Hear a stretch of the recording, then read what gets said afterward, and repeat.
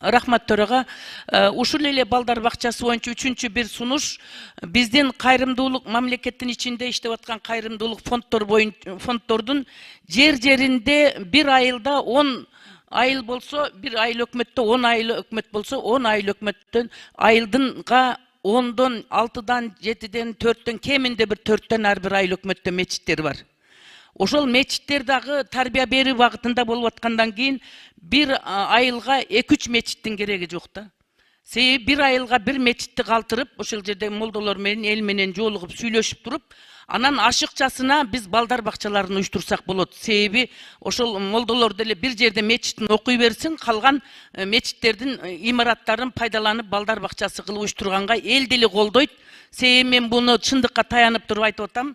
Жеринде сүйлөшкөндө аялдар мага ушундай сунуштарды беришкен. Анан мен аларга айткамын. Силер мага айткандан мурун ошол жергиликтүү молдолор менен сүйлөшкүлө, аксакалдар менен сүйлөшкүлө, силер сунуш берсеңер, анда биз колдоого алайлы дегенбиз.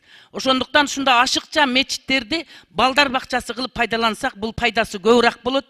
Анан айылдарда өзүнө керек болгон мечиттерди калтырсак болот да. Муну эл деле колдосо керек, карапайым элчи. Себеби бош эле турат имараттарчы. Ушул жагын эске алып коюшуңузду суранам, анан жыйынтыгын билдирип коесоңуз. Рахмат.